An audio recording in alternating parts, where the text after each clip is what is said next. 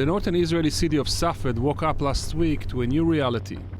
Though the situation has been tense since October 7, the death of Staff Sergeant Omer Sarah Benjo from a Hezbollah rocket attack shook the city and increased the already high level of anxiety. This was indeed one of the toughest events since the beginning of Operation Iron Sword. It was, of course, a series of incidents which took place in 3 different locations. Safed has many strategic sites. It's the biggest city in the area, the capital of the Galilee. Last week, we understood that borders were crossed. It was definitely an escalation. It led us to different preparations in the city and outside of it. The Ziv hospital is one of the places which has to cope with the situation. Some of its departments were moved underground. The hospital also has plans to deal with the terrorist infiltration, a scenario which seems imaginary before October 7, but has since become realistic. There is also a possibility that the city will be evacuated, but the hospital will have to stay.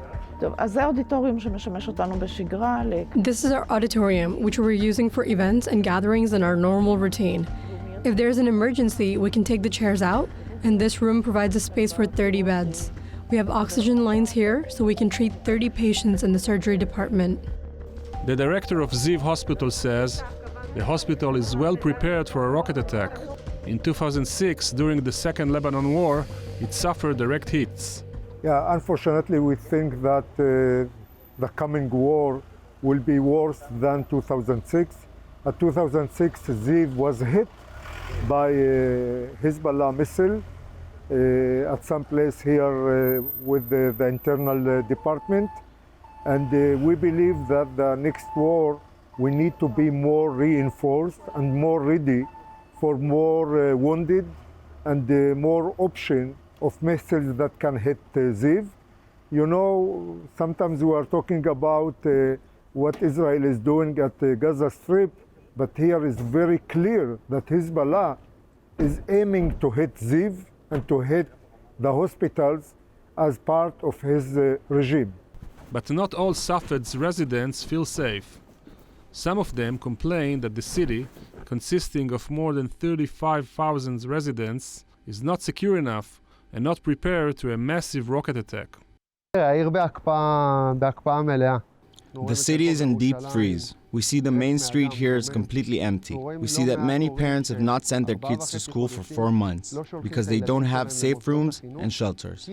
People know that it's not a question of if something happens here. It's a question of when.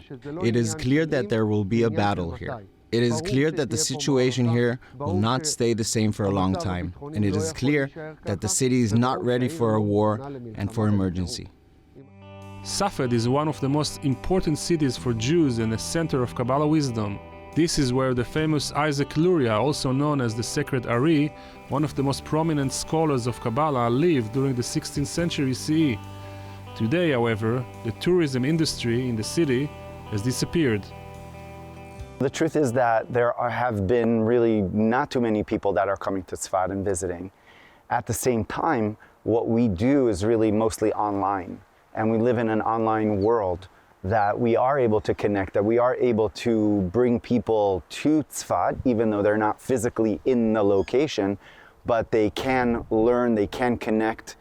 And it's obviously not the same, and we're looking forward to tourism to come back. And I will say that there have been some brave groups that have made it here in the last 2 months or so that they said they were coming, even so. And it gave us tremendous strength. The situation also led residents to take action and volunteer to help the many soldiers in the city. One of them is Yehudit Hoffman, who came to the city from the US several years ago. I'm used to cooking for big crowds. It doesn't really bother me. So I'm like, okay, I'll put together food. Friday morning, I get a call saying, okay, there's a group of 80 guys that needs food. And I'm like, 80? Where am I getting chicken for 80 guys? And how am I defrosting chicken for 80 guys to cook it and together? It was already like 12 o'clock in the afternoon. So I didn't really have that ability. So I'm like, are you sure it's 80 guys that need Mahadran food? They're like, no, it's only 25. I'm like, okay, 25. So I go to the store. I go to like the Mendy's. They do pre-Shabbat food. I get the last 30 pieces of chicken.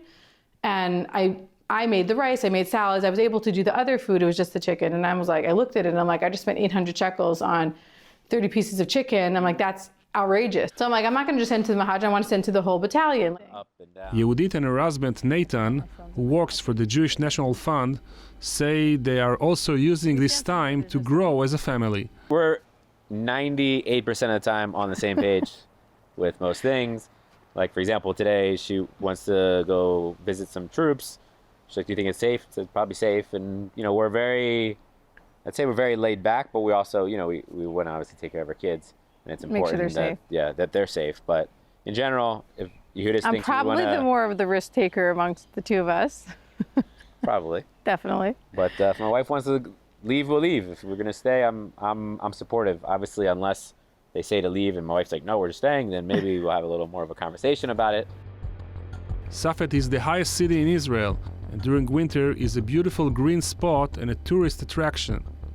The people of Safed say that they are not ready to evacuate the city, even though now it may be turning to a war zone.